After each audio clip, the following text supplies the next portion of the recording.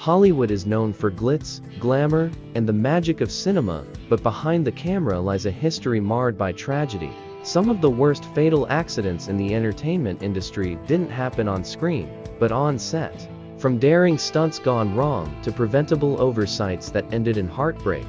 These real-life events shocked the world and forever changed how movies are made. Today, we're taking a sobering look back at 20 of the most tragic and fatal accidents in Hollywood history. Let's begin. Brandon Lee was on the verge of stardom. The son of martial arts legend Bruce Lee, Brandon had carved out his own path in Hollywood. His role in The Crow was supposed to be his breakout moment. But on March 31, 1993, that all changed.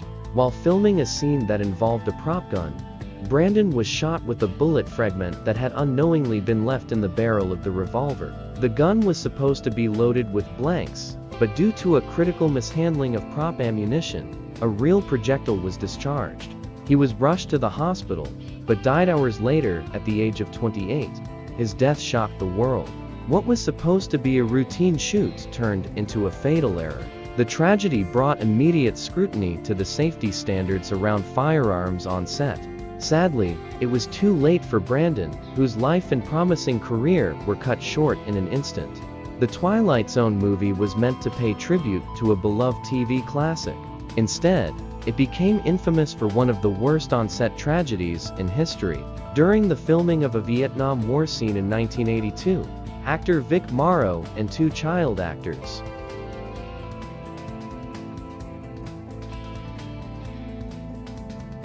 special effects explosions caused the helicopter to spin out of control, decapitating Morrow and one child while fatally crushing the other.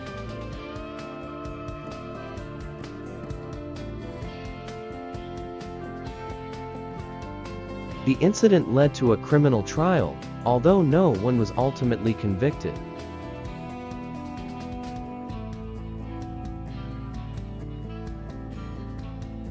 But the loss of those lives left a permanent scar.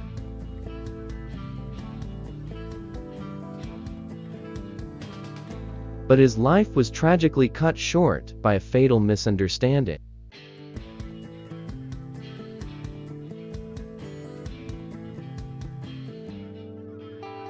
Joking around, he picked up a prop gun loaded with blanks, pointed it at his head, and pulled the trigger.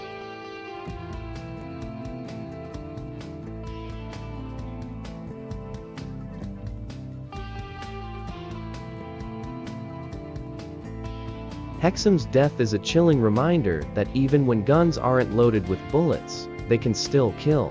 His accident led to increased awareness and stricter guidelines for handling prop weapons on set.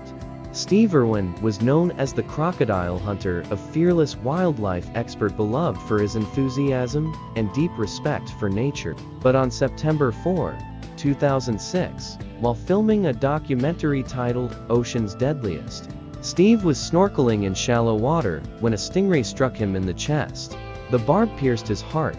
Despite the crew's efforts, there was nothing they could do. Irwin died on the scene at just 44 years old. His death stunned the world.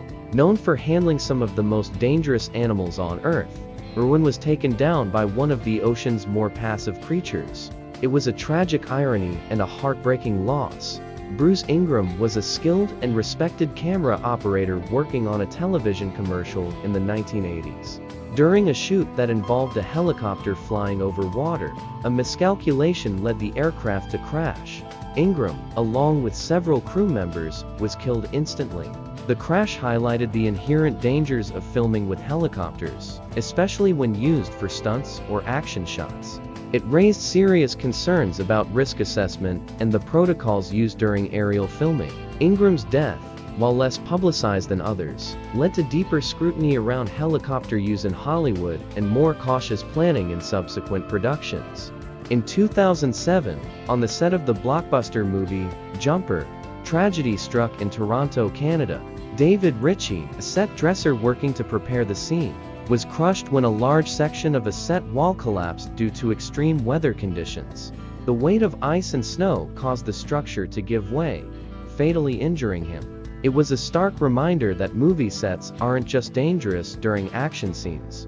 The behind-the-scenes crew faces serious hazards, from electrical work to massive set pieces that can turn deadly under the wrong conditions. Art Schall was a world-renowned stunt pilot hired to capture aerial footage for Top Gun.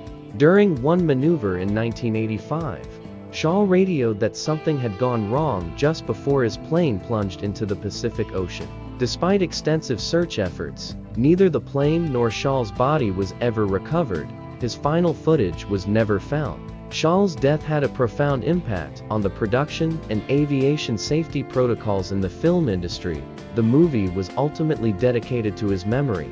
Conway Wycliffe was a stunt technician working on the critically acclaimed film, The Dark Knight. In 2007, while preparing a car stunt involving the Batmobile, Wycliffe was riding in a camera vehicle when it crashed into a tree during a test run. He died instantly. Wycliffe's death was deeply felt by the crew and cast. Director Christopher Nolan dedicated the film to his memory, reminding the world of the unseen heroes behind blockbuster scenes. Brent Hirschman was an assistant camera operator working on the film, Pleasantville. Like many in the industry, he worked grueling hours. After a 19-hour shift in 1997, Hirschman drove home only to fall asleep at the wheel. His car veered off the road and crashed. He died instantly.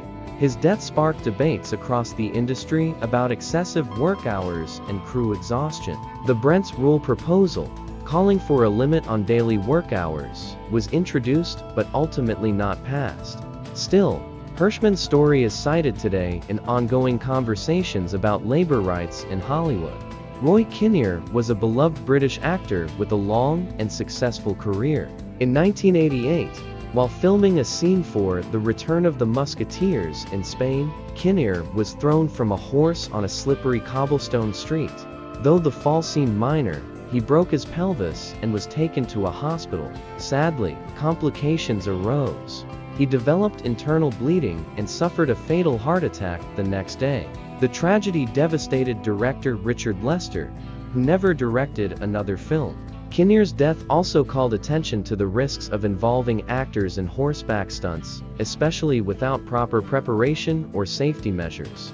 Joseph "Amazing Joe" Burris dreamed of becoming the next Houdini. In 1990, he attempted a buried alive escape stunt on Halloween in front of a live audience. Burris was chained and sealed inside a transparent coffin, which was then buried under a mix of dirt and cement, but the coffin was not strong enough. The weight collapsed the structure, burying him alive before he had any chance to escape. Rescue crews acted quickly, but it was too late. Burris died beneath the grave he'd designed for his triumph. His ambition to go beyond Houdini's legacy ended in unspeakable tragedy.